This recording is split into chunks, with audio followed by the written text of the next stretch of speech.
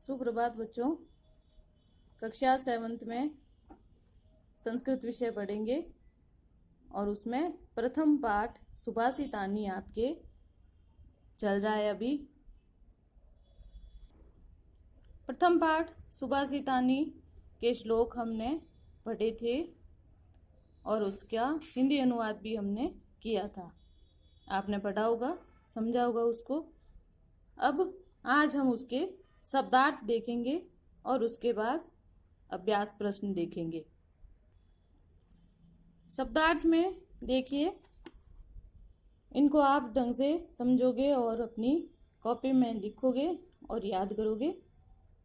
पृथिव्याम अर्थात धरती पर, पृथ्वी पर।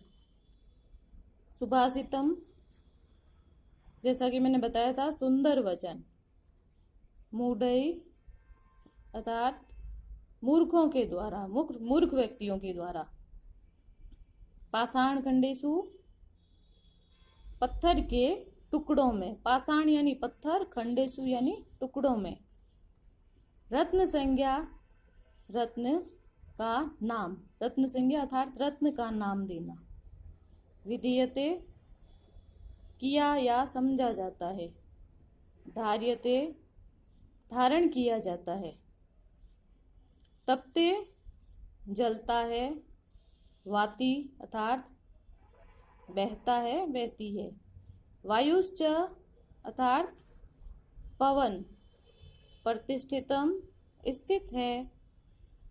तपसी, तपस्या में। शौर्य, बल में। नए, नीति में। विस्मयः, आश्चर्य। बहुरत्ना, अनेक रत्नों वाली। वसुंधरा, पृथ्वी। सद्भिरेव, सद्भि प्लस एव, सद्भि यानी सज्जनों के साथ ही। सह आसीत, सह प्लस आसीत, सह आसीत। सह यानी साथ, आसीत यानी बैठना चाहिए। कुर्वित, करना चाहिए। सद्भि विवादम, सज्जनों के साथ ही। विवाद यानी झगड़ा, सज्जनों के साथ ही झगड़ा। क्षमा, वशीकृति। लोके, लोके यानी संसार में क्षमा क्या है? एक सबसे बड़ा वशीकरण है। किसी से क्षमा मांग लेने पर सभी अपराध, जो किसी के प्रति गलती होती है, वो खत्म हो जाती है। तो लोके, संसार में क्षमा सबसे बड़ा वशीकरण है। ना सद्भि, ना प्लस असद्भि। असद्भि अर्थात असज्जन के साथ, अर्थात दुष्ट लोगों के साथ। न यानी नहीं। धन धान्य प्रयोगेषु, धन धान्य के प्रयोग में। संग्रहेषु, संग्रह में या संचय करने में। त्यक्त लज्जः, त्यक्त यानी त्याग देना चाहिए। लज्जः यानी शो, संकोच। संकोच या लज्जा या डर। त्यक्त यानी छोड़ने वाला। शांति खड्गः अर्थात शांति रूपी तलवार या शांति की तलवार। तो ये हमारे हो गए शब्दार्थ। अब हम देखेंगे अभ्यास प्रश्न। पहला प्रश्न है, सर्वान् श्लोकान् सस्वर गायतः। सभी श्लोकों को आप सस्वर गायन करेंगे अर्थात उनका उच्चारण करेंगे, पढ़ेंगे। दूसरा हमारा प्रश्न है, यथा योग्य श्लोकांशानां मेलयत।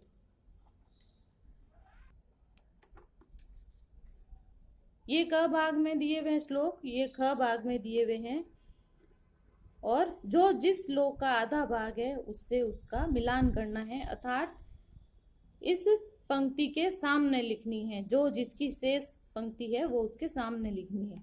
तो देखो, धन धान्य प्रयोगेषु, धन धान्य प्रयोगेषु विद्यायाः संग्रहेषु।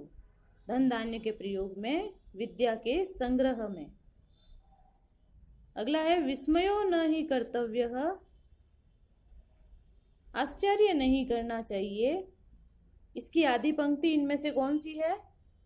ये बहुरत्ना वसुंधरा, क्योंकि पृथ्वी पर बहुत से रत्न हैं। दान तप आदि पे आश्चर्य नहीं करना चाहिए, पृथ्वी पर बहुत से रत्न हैं। सत्येन धार्यते पृथ्वी सत्येन तपते रवि, सत्य से पृथ्वी धारण करती है, सत्य से सूर्य तपता है। सद्भि विवादम मैत्री च, सज्जनों के साथ ही विवाद और मित्रता करनी चाहिए। न असद्भि किंचित आचरेत, असज्जन के साथ कुछ भी आचरण नहीं करना चाहिए। आहारे व्यवहारे च, आहार और व्यवहार में त्यक्त लज्जा सुखी भवेत, लज्जा त्याग देने वाला हमेशा सुखी रहता है। तो ये हमारे हो गया श्लोकों के अंशों का मिलान। अगला प्रश्न देखेंगे। एक पदेन उत्तरतः, अर्थात एक पद में हमें उत्तर देना है। पृथिव्याम कति रत्नानि, कति यानी कितने, पृथिव्याम यानी पृथ्वी पर, अर्थात पृथ्वी पर कितने रत्न हैं।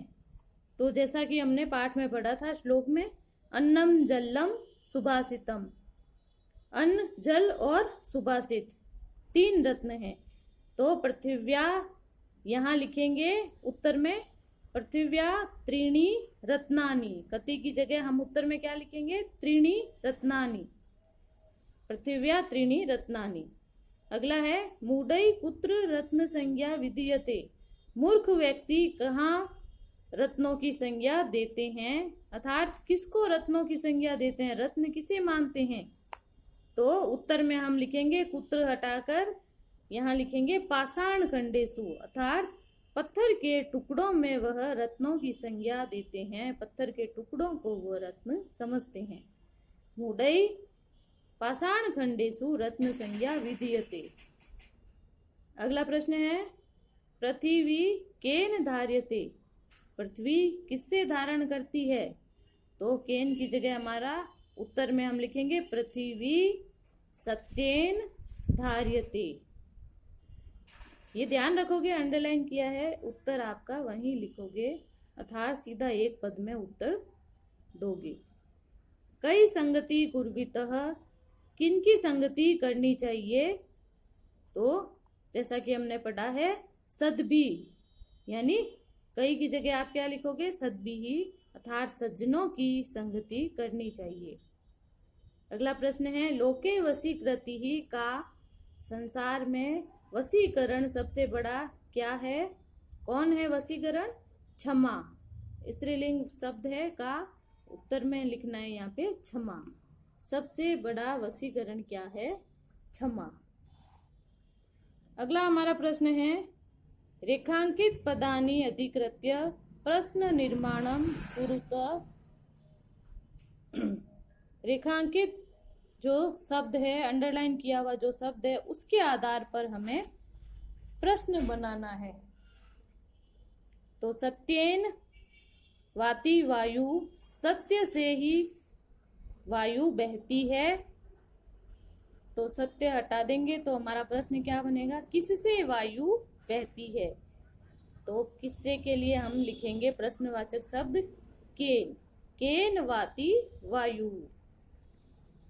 अगला है सद्भि एव सह आसीत, सज्जनों के साथ ही रहना चाहिए।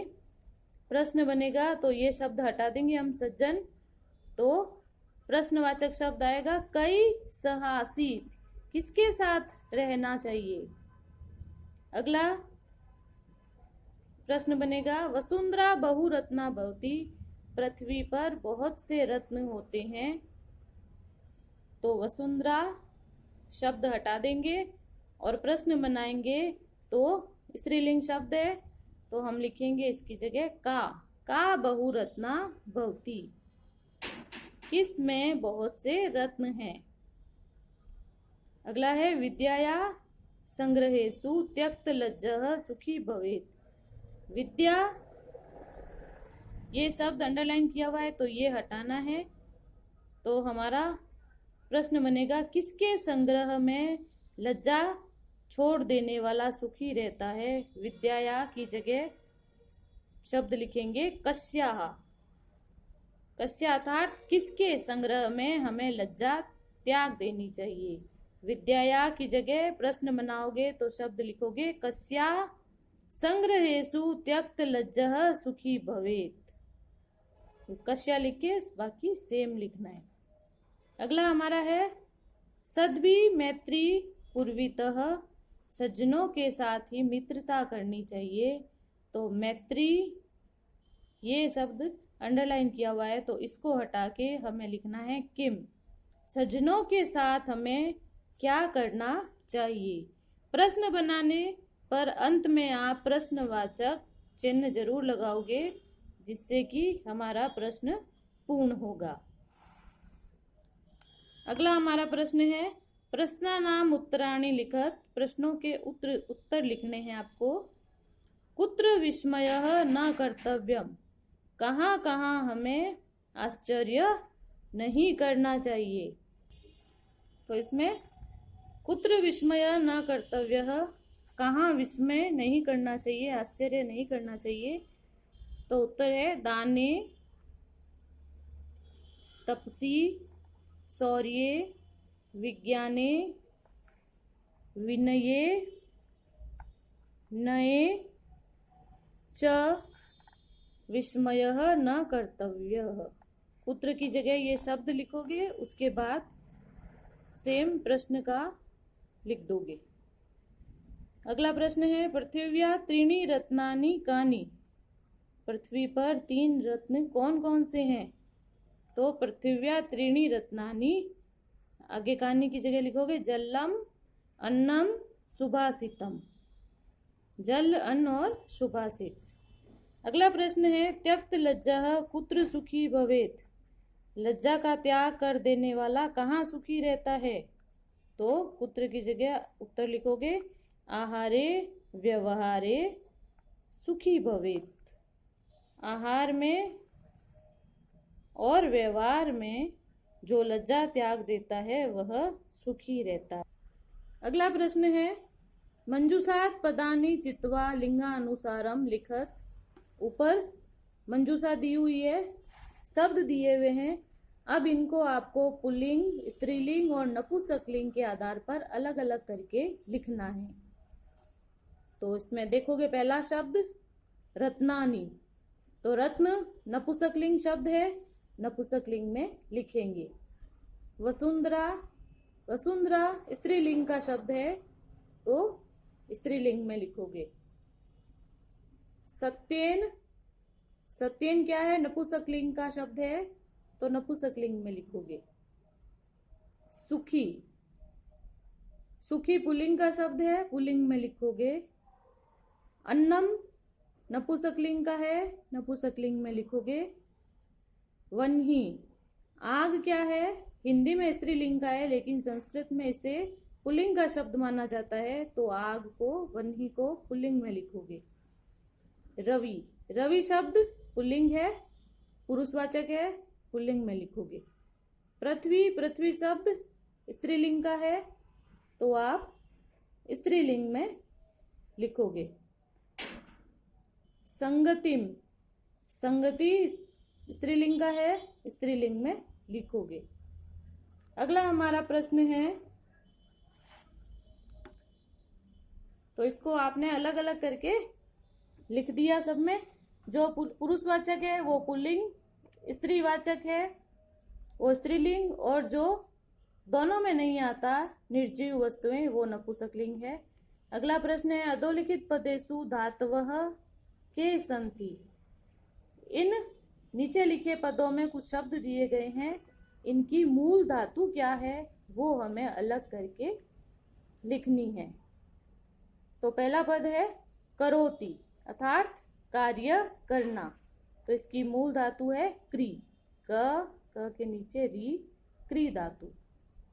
पश्य अर्थात देखना, पश्य की मूल धातु होती है दृश्य, दृश्य धातु। भवेत अर्थात होना, किसी कार्य का होना। भवति, भवत, भवंती, तो इसकी मूल धातु हो गई भू,